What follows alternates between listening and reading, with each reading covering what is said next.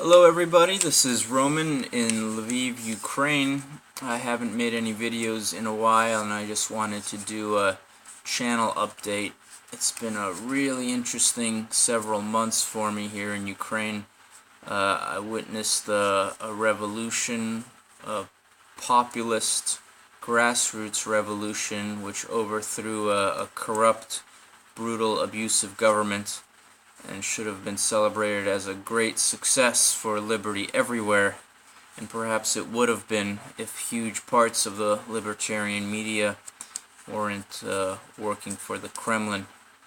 I realize that's a serious accusation, but it's an accurate accusation.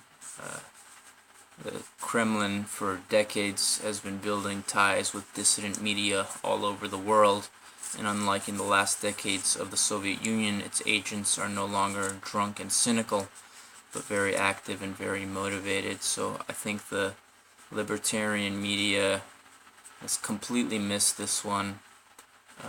There's people just consciously spreading outright propaganda. I feel like at least one of them is working at the Ron Paul Institute for Peace, Daniel McAdams. Then there's the lunatic fringe, which I suspect is people like Paul Craig Roberts, who seems to think that Russia is less of a tyranny than the United States. And then there's the echo chamber, and I would put Ron Paul as the guy in the echo chamber.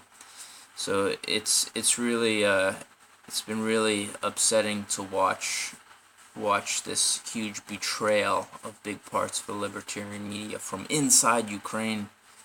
You know, you'd think more of these guys would be interested in my point of view. I've asked many times to, hey, why don't you interview me, Tom Woods, instead of just interviewing that Kremlin shill, Daniel McAdams, who spreads outright, easily disprovable lies. So there's that. I've been writing a lot about this subject, and you can see my writing on romanskaskew.com. In some of my essays, I've called out the libertarian media and made my case. James Corbett, great guy, great show. He gave me an interview. He let me be heard. Daily Coin also had interviewed me a few times. So there's that. This work has distracted me from writing my memoir about Afghanistan, but I'm hoping to get back to that. I am getting back to that little by little.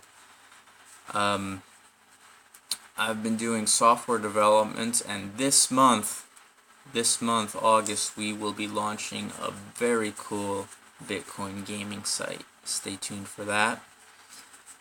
I also have the great privilege of being close friends with Kurt Doolittle, who has offered the most scathing, comprehensive, thoughtful, in-depth criticism of libertarianism that I ever heard. I thought it was the right philosophy, but I think there are a lot of mistakes embedded in it. And today, actually, what is today? August 8th, I think, Thursday. I did with Kurt what we'd been planning to do for a while. We did the first two of what will hopefully be many interviews with him. We went to a real studio and I interviewed him about propertarianism, which I think is a restoration of the Enlightenment. It's his philosophy. And man, those are dense videos. He's a genius, and I feel like I'm watching a very important pivot in philosophy that's going to be remembered for a very long time. I'm watching it from a really privileged position. So the first interview is just kind of talked a lot about family structure and trust, not property, trust. And that as an approach to society.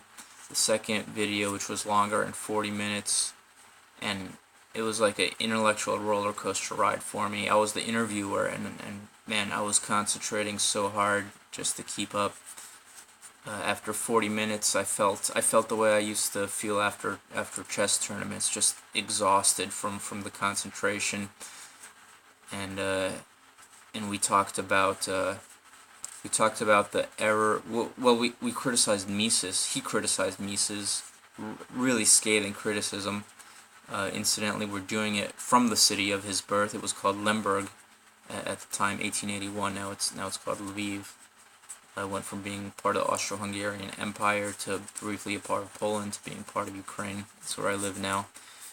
So anyway, stay tuned for those videos. They are going to be huge.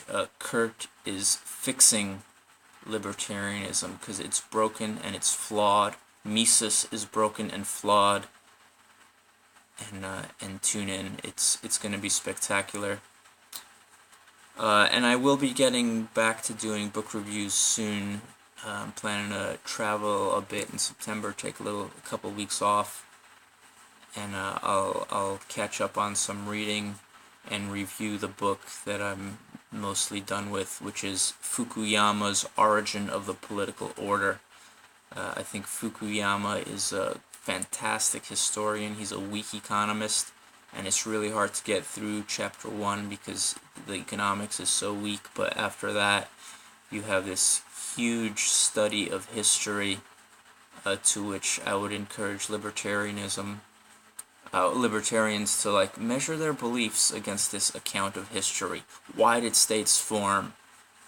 It would seem pretty clear that states were better at war than the tribes that preceded them. It seems pretty clear that there's no such thing as the Rothbardian natural rights or the natural order. But if you're going to call something as true to our nature, it seems like familial property rights were much more common than the individual property rights that libertarians like to pretend are the natural state of mankind. Yeah, so I think just studying such a wonderful in-depth history, you get to test your libertarian beliefs, and you get to see a lot of the biases. One of the biases has a name, the primordial individualism. Even back in the time of the apes, we were not, or our ancestors were not individuals. We were society from the very beginning. Libertarians get economics right, from what I can tell, but I think they get strategy wrong because they assume it's natural and they assume it doesn't need to be enforced. Anyway, more to come. Tune into those videos that I made with Kurt. We're gonna make our own YouTube channel for them. Maybe I'll cross-post them on this channel, maybe not. But it's a huge privilege for me to be the interviewer for what's gonna go down in history as a really, really important pivot in philosophy. So that's what I'm up to. Stay tuned for more. All the best.